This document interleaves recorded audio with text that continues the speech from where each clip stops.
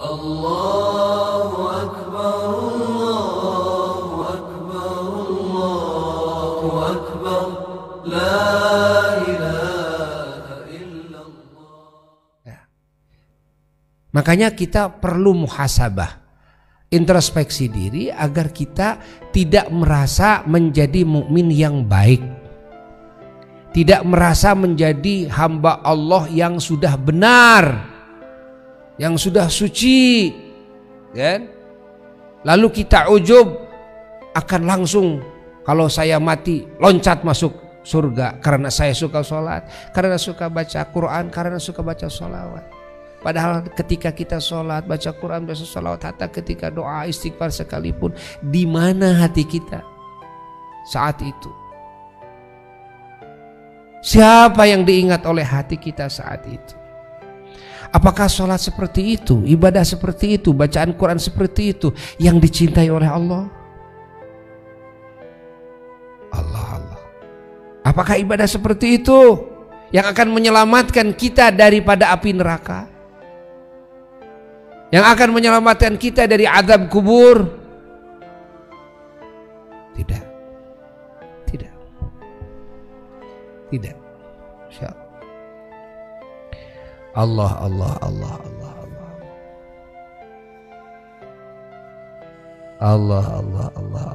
Maka akhlak hati, akhlakul karimah hati ini sungguh sangat sulit sekali bisa tumbuh kecuali setelah hadirnya apa? Keyakinan yang kuat, keimanan yang kuat, dan perasaan yang kuat. Perasaan yang kuat. Maka ilmu ihsan adalah ilmu rasa. Ngaji tentang ihsan adalah ngaji rasa.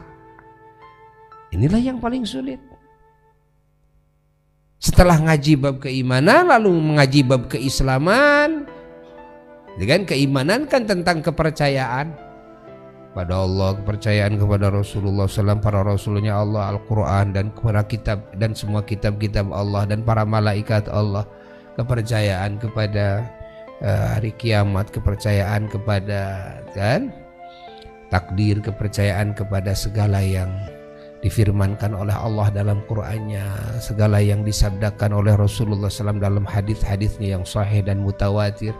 Nah, lalu keislaman apa? Keislaman itu mulai dari mengenal hukum-hukum Allah, apa yang diperintahkan oleh Allah, apa yang dilarang oleh Allah. Lalu hati ini tunduk kepada perintah Allah, kepada aturan Allah itu.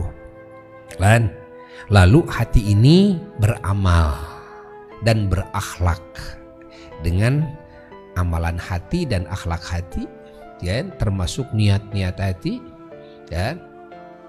Masya Allah. Lalu setelah itu Islam itu adalah amalan-amalan jasad dan ucapan-ucapan lisan yang diperintahkan oleh Allah, dan menjauhi dari amalan-amalan jasad dan ucapan-ucapan lisan yang dilarang oleh Allah Jalla Jalaluhu. Itulah Islam. Yang disebut Islam itu. Allah.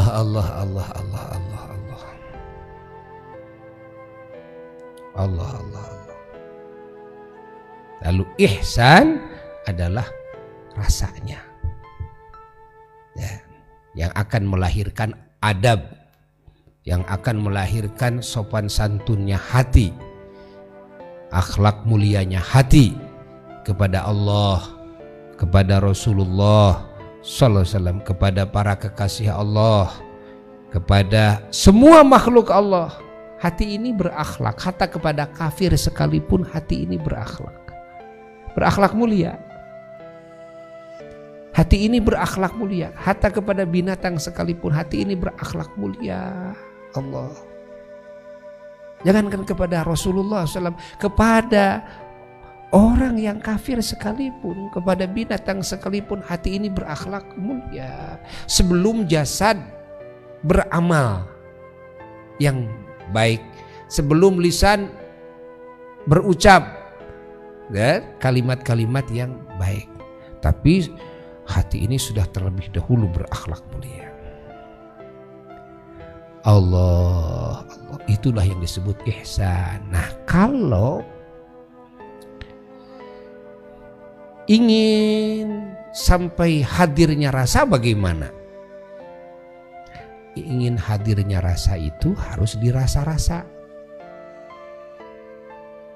Kalau tidak dirasa-rasa, maka tidak akan tumbuh rasa. Jadi bagaimana? Harus dirasa-rasa. Setiap hari, setiap malam, bukan cuma di dalam sholat saja atau di dalam membaca Quran atau membaca sholawat, berzikir saja, tapi setiap saat, setiap nafas keluar ke dalam, hati kita merasa-rasakan kehadiran Allah, merasa-rasakan kan keberadaan Allah, merasa-rasakan melihatnya Allah kepada kita, mendengarnya Allah kepada kita, merasa-rasakan kebaikan-kebaikan Allah yang terus Allah hujankan siang dan malam kepada kita, dirasa-rasa terus. Karena tidak akan tumbuh rasa tanpa di rasa-rasa. Kan? Makanya para ulama terus menyarankan kepada kita agar memperbanyak zikir, memperbanyak mengingat Allah agar tumbuh rasa ini. Ingat Allah terus oleh hati agar tumbuh rasa. Ingat Allah, ingat ya, dengan hati kita agar tumbuh rasa. Dan lalu ingatlah hati kepada Rasulullah SAW agar tumbuh rasa ini kepada Rasulullah SAW. Bahwa yang kita lakukan sunnah-sunnah Rasul betul-betul terasa gitu. Kehadiran Rasul itu terasa. Amal kita dilihat oleh Rasul terasa. Gitu kan? Seperti tadi Buya katakan, ya kecil-kecilan lah kita berbicara rasa sama duit umpamanya, gitu kan?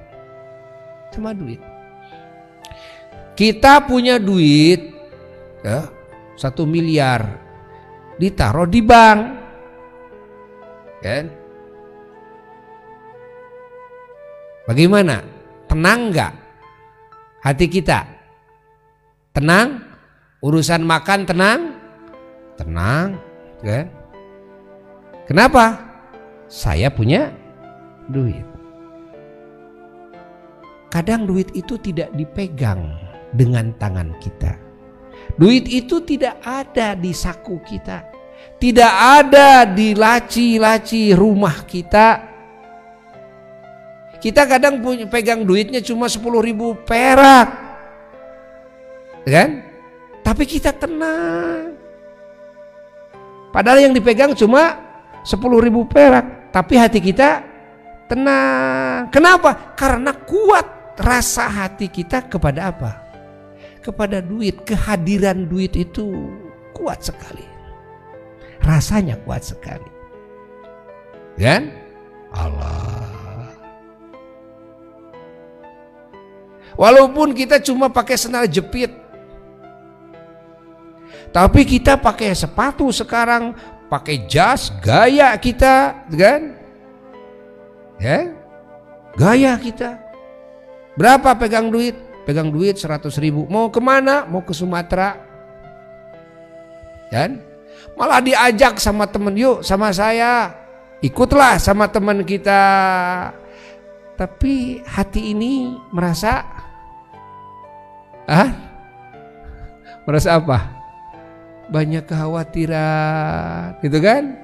Hati ini kadang merasa sedih. Saya sampai dibawa sama teman saya, duit yang dipegang berapa? 100.000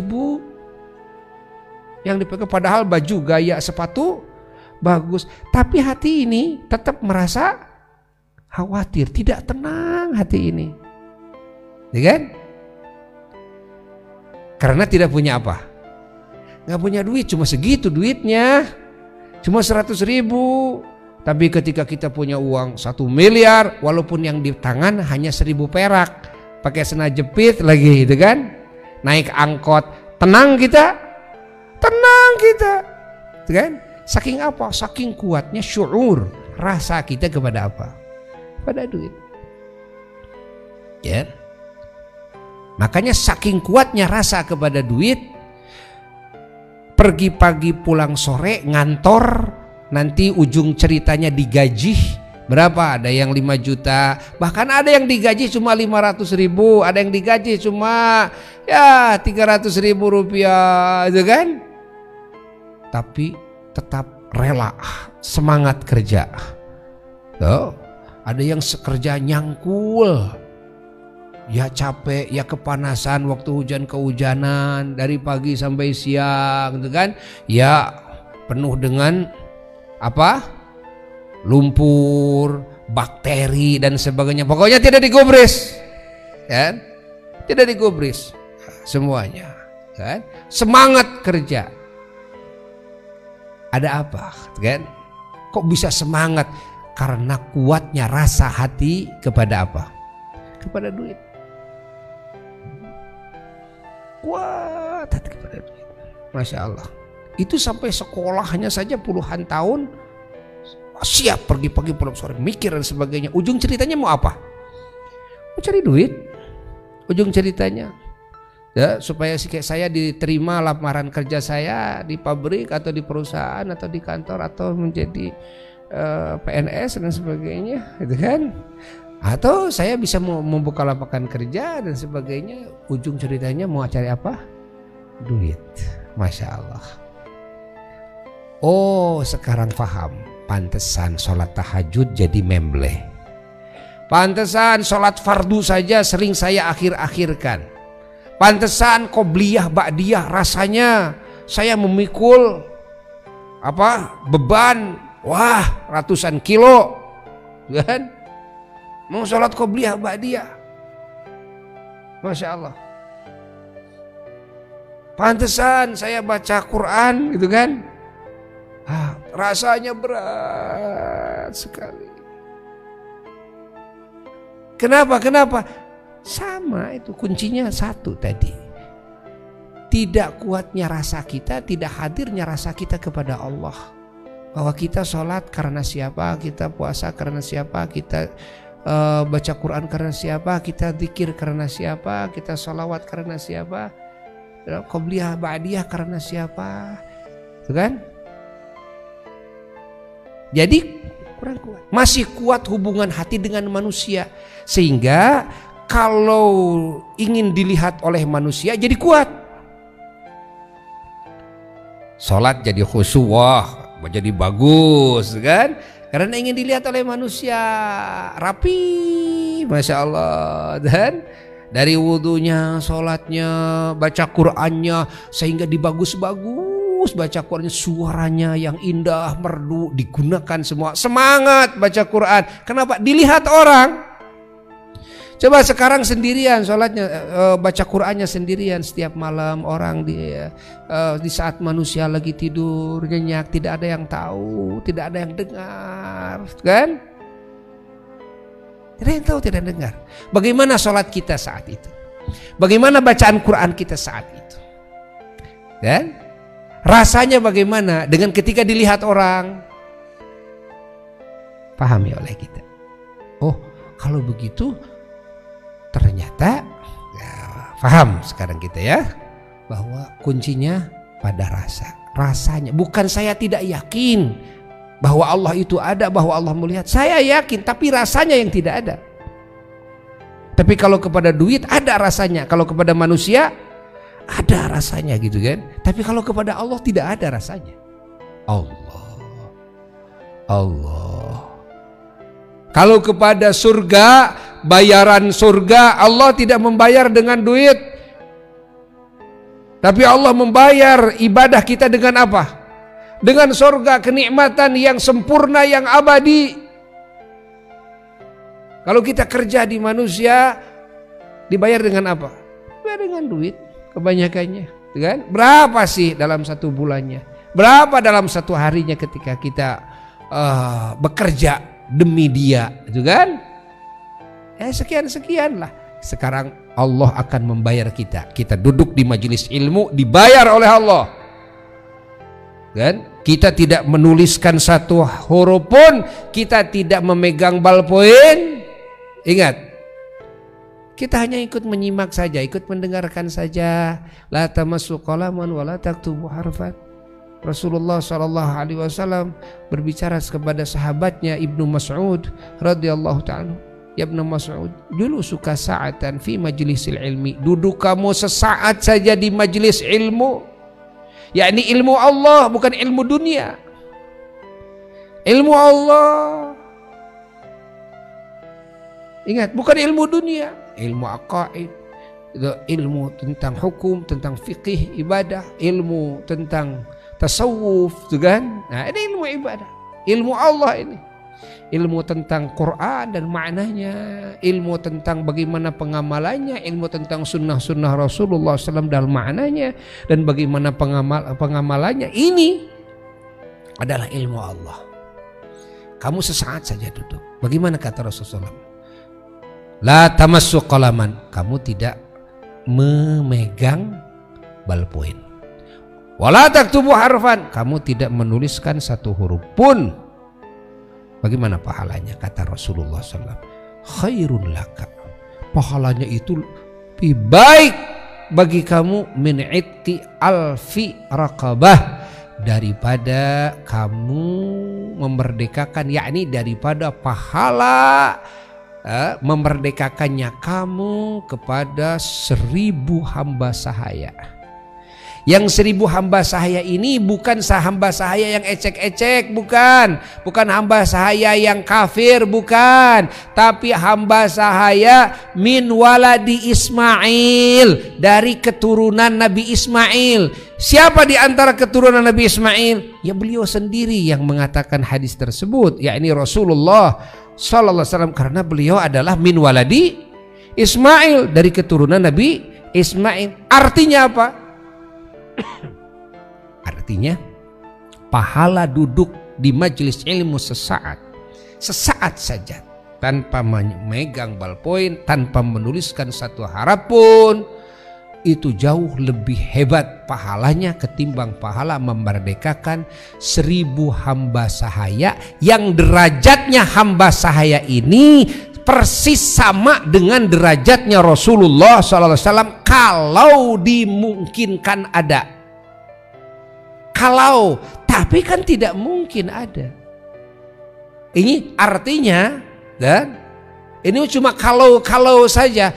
Andai kata ada 1000 hamba sahaya keturunan Nabi Ismail semuanya, dan derajatnya sama dengan Rasulullah SAW semuanya, andai kata, ini kan tidak mungkin. Hanya satu Allah menciptakan yang tertinggi derajatnya. Ini cuma andai-andai saja. Lalu kamu merdekakan semuanya, tetap pahala dudukmu sesaat di majelis ilmu Allah, tetap itu jauh lebih hebat pahalanya ketimbang kamu memerdekakan 1000 hamba sahaya, yang hamba sahayanya itu adalah yang sederajat dengan Rasulullah SAW, yang mustahil itu. Allah, kan? Itu makna, kan? Daripada hadis tersebut. Jadi hadis ini sahih. Coba sampai di mana keyakinan kita kepada Rasulullah Sallallahu Alaihi Wasallam. Saya yakin bahwa hadir dalam majelis ilmu seperti itu pahalanya. Sekarang sampai di mana rasa kamu, kan, terhadap apa yang disabdakan oleh Nabimu? Nah, ternyata yang menjadi permasalahan bukan dalam kepercayaan, tapi yang menjadi masalah dalam apa? Dalam perasaan, rasanya yang tidak ada. Sehingga kalau hujan dikit, udah gak akan ngaji, ya kan? Kalau kemalaman dikit, udah jangan ngaji, gitu kan? Paham ya oleh gitu. Nah sekarang kan gak ada teman, gitu kan? Ya udah sekarang gak akan ngaji. Allah. Ditambah lagi, kan? Sekarang sudah ada streaming. Udah ada streaming, kan? Ya udah pakai streaming aja. Kenapa harus jauh-jauh? Harus keluar ongkos, harus ke anginan, naik motor dan sebagainya, kan sama-sama saja. Ditambah dengan pemikiran yang salah disebut sama-sama saja, tidak sama. Orang yang melangkahkan kakinya dan yang tidak melangkahkan kakinya, orang yang mengorbankan hartanya, tenaganya, pikirannya, dan yang tidak mengorbankannya, orang yang duduk di majelis ilmu bersama orang-orang soleh yang dekat secara fisik, bisa memandang ulama, dekat secara fisik, bisa salaman dan sebagainya, tidak mungkin bisa disamakan dengan orang yang hanya mendengar atau melihat dari kejauhan lewat streaming saja. Lah, jangan dianggap sama. Mungkin ilmunya dapat, pahalanya juga dapat, tapi jangan disamakan dengan pahala yang langsung hadir. Ya? Paham? Jangan disamakan. Pahala dapat pahala. Kan? Kewajiban saya bisa gugur enggak? Ya bisa gugur dalam kewajiban mencari ilmunya, bisa gugur hatta lewat streaming. Kan? Bisa gugur. Ya. Tapi kita tidak akan mendapatkan, Masya Allah, kebaikan-kebaikan yang Allah hujankan melalui pertemuan kita dengan orang-orang soleh, kumpulan kita dengan orang-orang soleh. Apalagi kalau di sana ada wali-wali Allah. Apalagi kalau di sana ada orang-orang yang mustajab doanya, orang-orang yang ma'rifat kepada Allah, lalu kita bisa berkumpul satu majelis bersamanya. Kita mendapatkan limpahan keberkahan, limpahan rahmat, limpahan cahaya, madad yang Allah hujankan kepadanya, Allah limpahkan kepada kita. Allah. Apakah hal ini sama dengan yang hanya melihat streaming? Tidak sama. Tuh. Nah, sekarang bagaimana rasa kita terhadap apa yang disabdakan oleh Rasulullah sallallahu alaihi wasallam? Masya Allah. Sampai di mana kita? Rasanya. Ini bertanya rasa, jawab oleh hati kita. Gak perlu dijawab oleh lisan kita. Masya Allah, rasa kita terhadap janji Allah, rasa kita terhadap ancaman Allah, rasa kita terhadap janji-janji Rasulullah sallallahu alaihi wasallam, terhadap ancaman Rasulullah sallallahu alaihi wasallam. Sehingga orang-orang yang kuat rasanya kalau berbicara tentang neraka saja banyak yang pingsan, banyak cerita yang meninggal dunia karena membacakan ayat tentang neraka, tentang siksaan Allah. Ya, tapi kalau Buya sendiri membaca Quran melewati ayat tentang siksaan Allah, seolah itu mah bukan untuk saya. Saya mah tidak mungkin masuk ke neraka, itu mah, gitu kan? Sehingga tidak ada rasa takut kepada api neraka. Sehingga tidak ada kekhawatiran bahwa yang menjadi ahli neraka mendapatkan siksaan seperti itu yang disebutkan oleh Allah dalam Qur'annya, itu saya saat itu. Tidak ada rasanya. Allah. Kita sudah lancang juga kepada Allah, berani-beraninya mendahului Allah. Bagaimana mendahului Allah? Saya bisa memastikan kalau saya akan menjadi ahli surga, tidak akan masuk ke dalam api neraka. Ketika membaca ayat tentang neraka, ketika membaca hadis Nabi tentang neraka, tidak ada rasa takut di hati. Dan masih takut ketika ada tikus loncat ke pangkuan kita, bahkan bukan tikus, kadang-kadang apa? Kecoa, cucunguk, langsung lari. Allah. Tapi kalau berbicara tentang api neraka, saya percaya, saya yakin benar. Tapi yang tidak ada apa? Rasa yang tidak ada. Semoga Allah memberikan rezeki iman, Islam sampai ihsan. Nah, ini yang bisa mengetuk-ngetuk dan mendobrak semua hijab-hijab yang menghalangi. Hijab itu adalah tirai-tirai penghalang antara hati kita dengan Allah Jalla Jalaluhu wahdah, adalah rasa. Hanya dengan rasa. Pahami? Tidak cukup kita untuk mendobrak hijab-hijab ini hanya dengan banyak sholat. Tidak cukup dengan hanya beriman saja. Lah, tapi harus hadir syuur, rasa. Ketika rasa ini hadir, baru bisa robek satu demi satu hijab itu, sehingga semakin mendekat kepada Allah, semakin mendekat kepada Allah, terus semakin melihat gitu kan, asrar ilahiyah, semakin melihat, Masya Allah ya, apa yang Allah rahasiakan kepada umumnya manusia. Terus dirobek.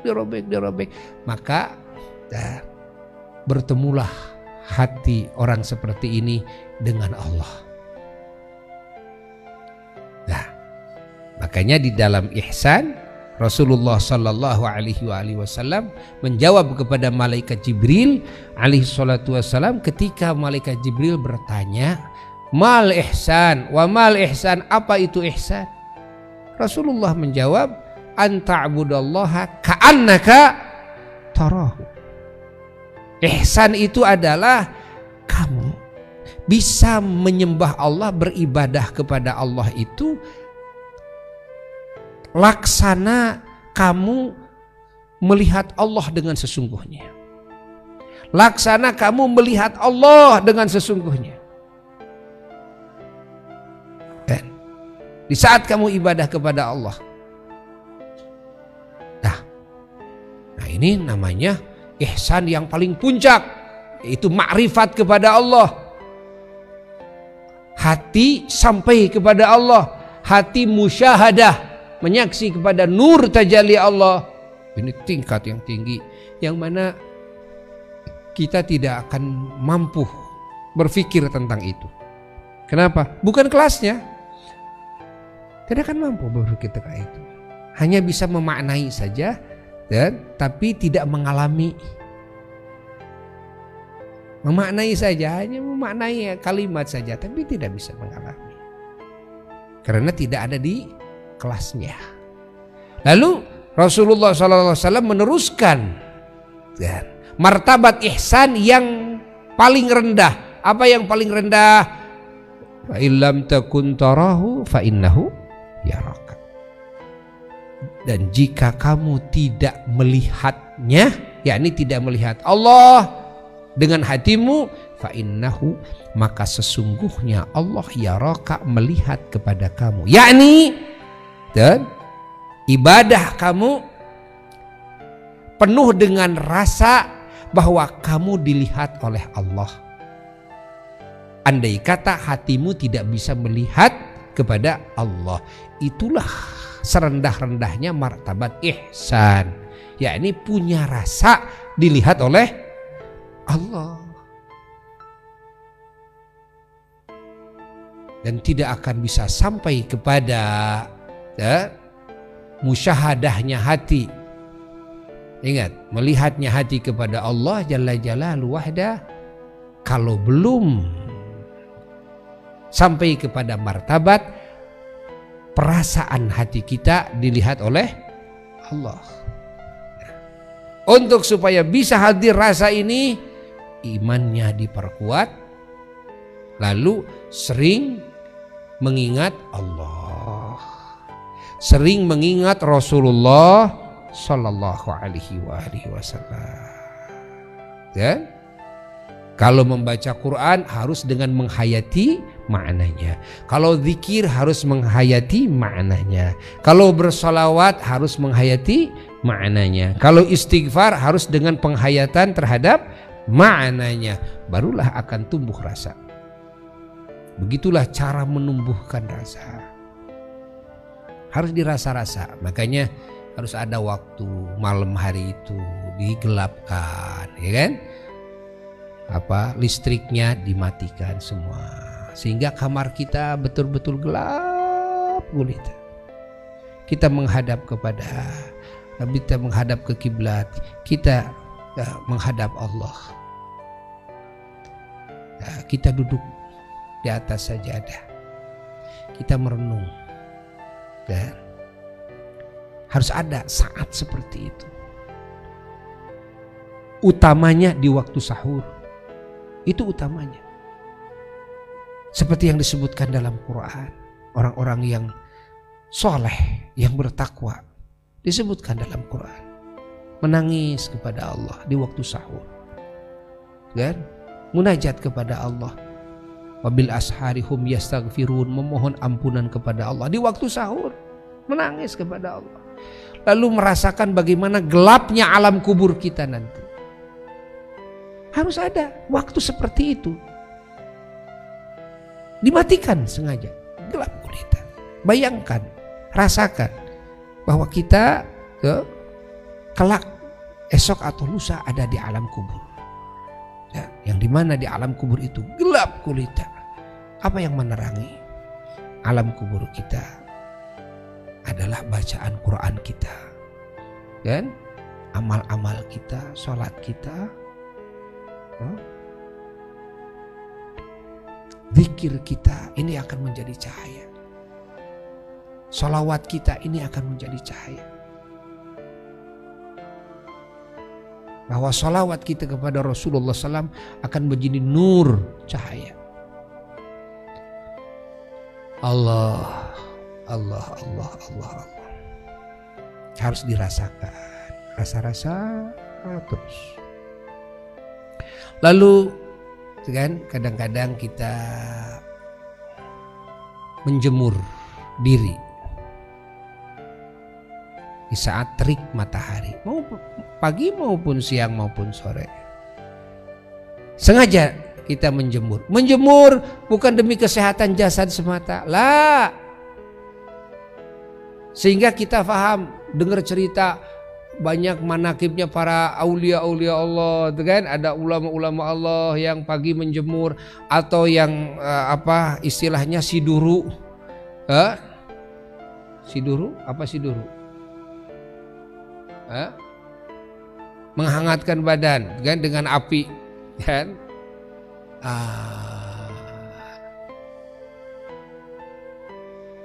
Ternyata, Masya Allah, orang-orang yang ingin mencapai martabat yang tinggi, yakni martabat ihsan, salah satu cara belajarnya adalah, kan,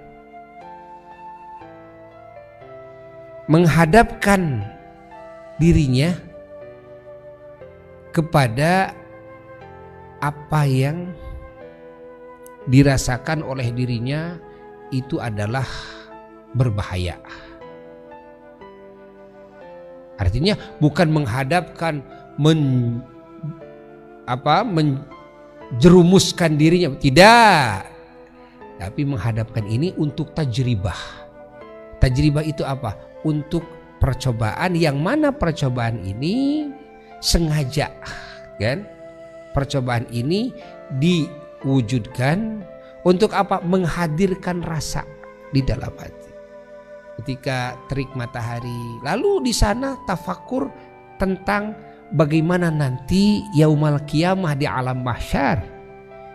Ini matahari cuma satu di dunia dan jauh, di alam mahsyar kan 1 mil. 1 mil itu berapa sih? Insya Allah 1 mil. Allah. Dan saat itu malah tidak pakai pakaian sehelai pun. Tidak ada tempat untuk bernaung. Tanahnya seperti perak. Insya Allah. Dan berjubel manusia. Sehingga di atas 1 kaki ada 1000 kaki yang numpuk. Bagaimana hiruk pikuknya yang luar biasa saat itu, dan itu beribu-ribu tahun. Ketika kita menjemurkan diri terasa panas. Banyak yang memang sengaja melakukan itu, untuk menumbuhkan syuur, rasa. Dan lalu siduru di hadapan api, kan? Bagaimana rasanya ketika dekat tangan kita dengan api, bagaimana? Lalu dibayangkan api kubur, lalu dibayangkan api neraka. Ini cuma api kubur saja. Ini cuma api dunia saja, kan? Bagaimana dengan api kubur? Ini cuma api dunia saja. Bagaimana dengan api neraka? Nah, itu harus dipelajari itu, kan? tajribahnya, ya, dipelajari sehingga hasil syuur, hasil rasa. Jadi kalau tidak seperti itu tidak akan hasil syuur, tidak akan sampai kepada martabat ihsan. Lalu yang lebih bahayanya, lebih celakanya, kita sudah merasa benar. Sehingga hari-hari kita penuh dengan tawa, hari-hari kita penuh dengan riang gembira, hari-hari kita penuh dengan ya inginnya asyik-asyik, kan? Tidak pernah ada rasa takut oleh murka Allah, tidak pernah ada rasa takut, kan, oleh siksa Allah, kan? Setel yakin bahwa amal saya, kan, semuanya pasti diterima. Tidak pernah ada kekhawatiran bahwa amal saya ini, kan, tidak diterima oleh Allah. Masya Allah. Allah, Allah, Allah, Allah, Allah, Allah. Di dalam ajaran Allah, dalam hati kita itu harus menumbuhkan rasa raja, kan? Raja. Apa raja? Besar harapan, besar harapan kepada karunia Allah, kepada kasih sayang Allah, kepada kebaikan Allah. Besar harapan, kan? Besar harapan kepada syafaatnya Rasulullah SAW. Namun tidak boleh roja saja yang hadir, tapi harus seimbang dengan rasa khauf, rasa takut, kan? Rasa takut, takut iman ini dicabut, Islam ini dicabut oleh Allah, kan? Takut diturunkan lagi dari martabat yang tinggi kepada martabat yang rendah, ya? Takut tidak diterima amal ini, takut terus. Rasa takut itu harus ada. Rasa takut itu harus ada. Allah, Allah, Allah, Allah, Allah.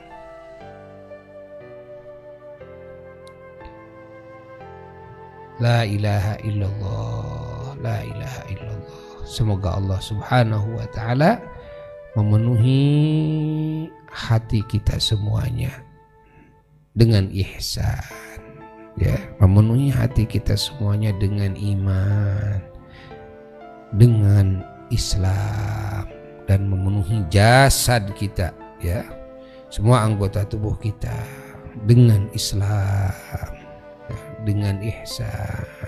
Karena ihsan itu, ya, adalah kesempurnaan daripada iman dan kesempurnaan daripada Islam. Kesempurnaan iman dan Islam adalah ihsan. Maka ihsan itu ada dalam makom iman, ihsan itu ada dalam makom Islam. Semoga Allah berikan kepada kita semuanya. Jahin Nabi sallallahu alaihi wasallam. Al-Fatihah.